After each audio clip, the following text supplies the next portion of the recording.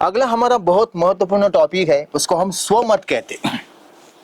अब स्वमत किसका होता है? तो स्वमत होता है विद्यार्थियों का। एक विद्यार्थी को उस प्रश्न के बारे में ध्यान से सोचकर कि आप उसके बारे में क्या सोचते हैं, ये 10 पंक्तियों में लिखना है। ठीक है, तो 10 पंक्तियां जो है ये आपको 2-2 अंक दिलाएगी। ऐसे आपको करीबन 4, 4, 8 और 9 करीबन 9 स्वमत आपको लिखने हैं। तो आसानी से आपको 2-2 नहीं मिलेंगे, 1.5 तो मिलेगा, लेकिन आपको क्या करना है, ये स्वमत आपको बड़ी आसानी से अपने विचार के साथ लिखना है। मैं ये नहीं करता कि गाइड से पढ़कर जाओ, कंठस्थ करो, नहीं करना है। आपके तो विचार है ना, मुझे अपने विचार है ना, तो मैं अपने विचार कहने के लिए किसी गाइड का थोड़ी आसरा लेता हूं। तो आप अपने विचार लिखकर आसानी से आपको उस विषय पर, बच्चे कहते हैं कि सर प्रश्न समझ में नहीं आता, प्रश्नों को 2 बार पढ़ो, 3 बार पढ़ो, 4 बार पढ़ो, थोड़ा तो समझ में आएगा। और जितना भी समझ में आएगा वो प्रश्नों को पूरी तरह से समझने की कोशिश करो। और समझने के बाद, जैसे बहता पानी होता है निर्मला, इसके बारे में आपके विचार लिखो।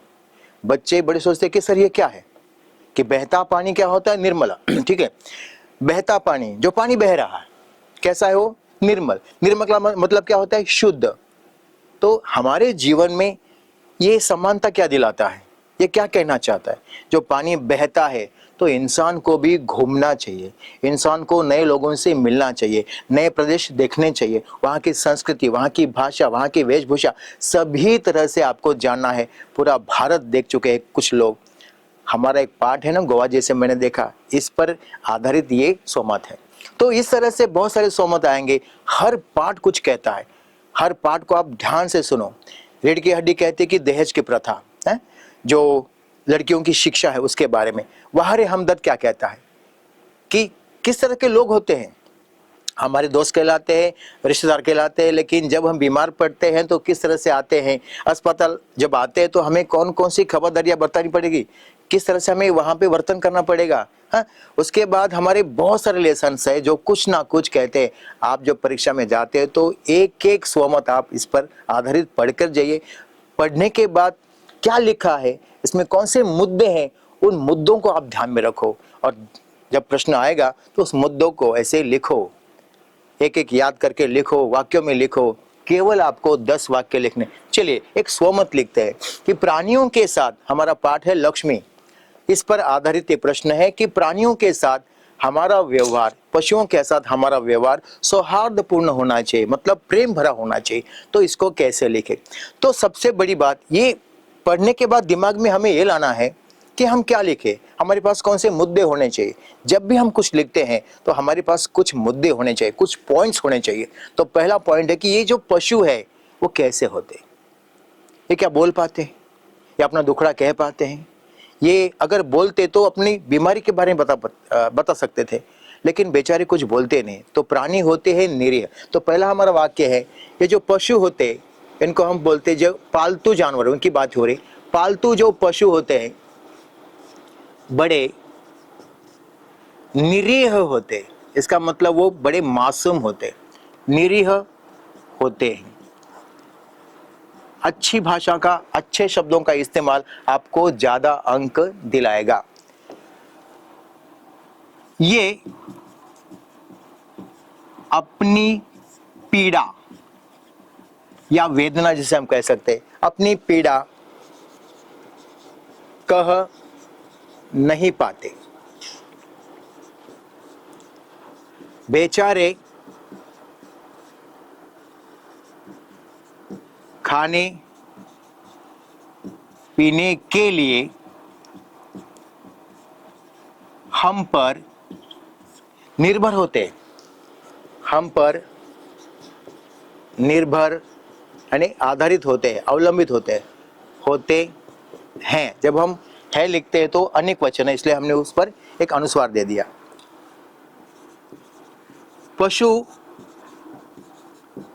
हमारे लिए उपयोगी होते, पशु हमारे लिए उपयोगी होते हैं। जैसे गाय जो होती है वो दूध देती है, गाय दूध देती है। उसके बाद बैल खेत में काम आता है, खेत में काम आता है। और आप सबको पता है कि कुत्ता जो होता है वो घर की रखवाली करता है, बड़ा ईमानदार होता है। कुत्ता ईमानदार होता है,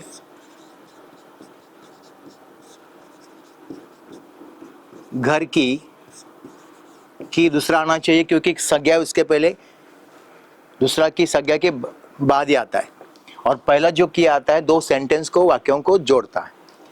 घर की रखवाली करता है,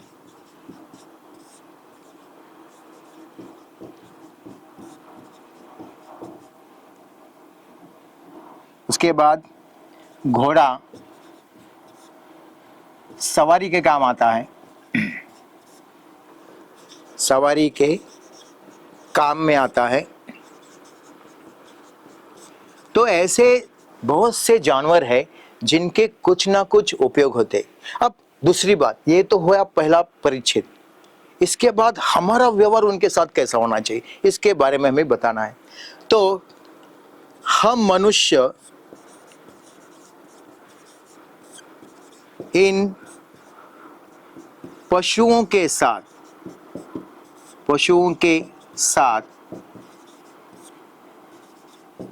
कैसे पेश आते या कैसे व्यवहार करते, कैसे व्यवहार करते हैं।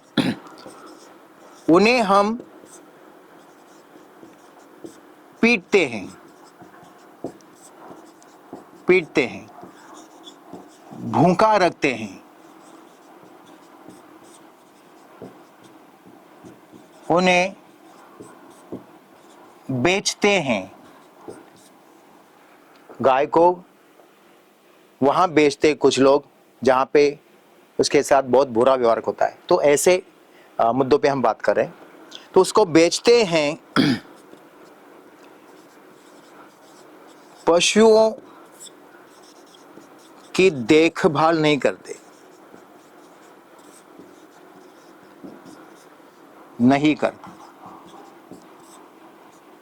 हमें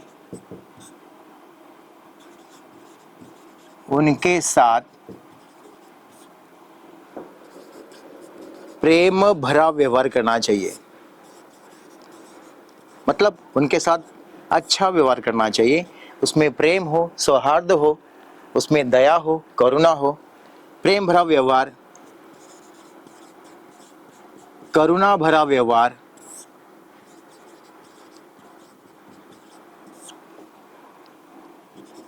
हो, जिससे उन्हें भी